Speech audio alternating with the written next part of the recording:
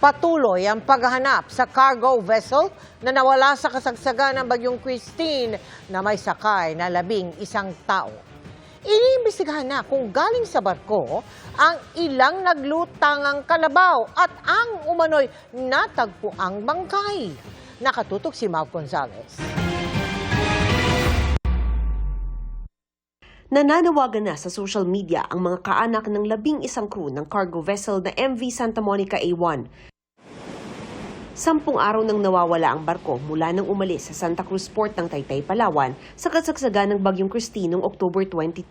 Karga rin ng barko ang mahigit 100 kalabaw at ang cowboy nila o bantay na si Alberto Esparagosa. Ang huli po namin kausap sa kanya ng Mr. ko ay dito sa Kasiyan. Nagpaalam siya na sabi niya paalis na raw sila. Nakontak pa po sila noong October 22 ng 9 p.m. Then around 1 p.m. yun po yung last na contact ng isa sa mga crew sa asawa niya. Yun po yung last na chat, text po ng kuya ko na mahangin na daw at maalon. Umaga ng Huwebes, October 24, hindi na makontak ang MV Santa Monica. Nasa isip namin nagtubli lang sila or ano kasi Huwebes na expected namin nandun na sila sa Pantalan sa Maynila.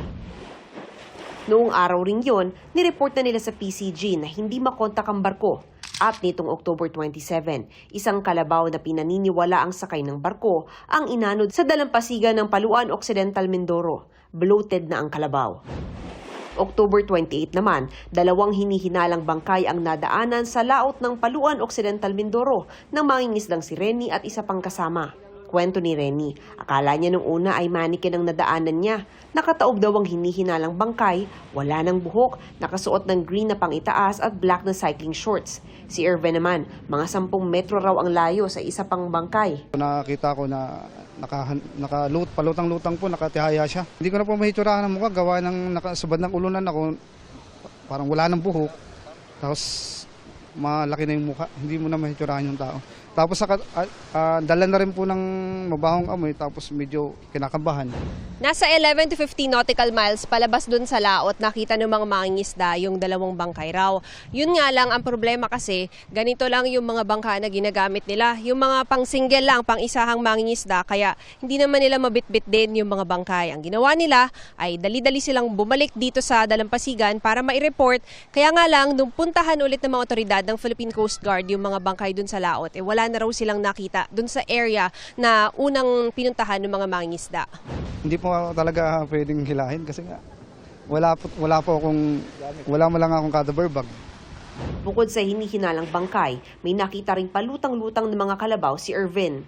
Nasa 20 to 30 peraso ng kalabaw ang nakita ko po. Yun naman po sobrang baho na kasi lubo na.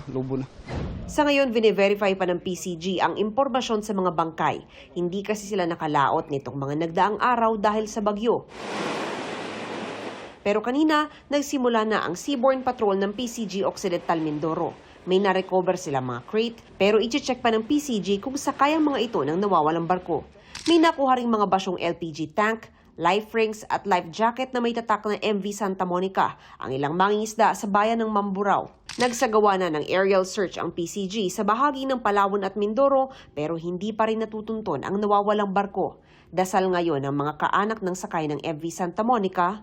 Siyempre po ma'am, makita pa rin sila na buhay, siyempre, at masakit din po sa pamilya ng mga naiwan, gawa ng sila lang din ho yung mga inaasahan ng mga pamilya. Ang hiling lang namin ay makita man lang sila kahit buhay man or sabihin na natin kung ano man ang nangyari sa kanila.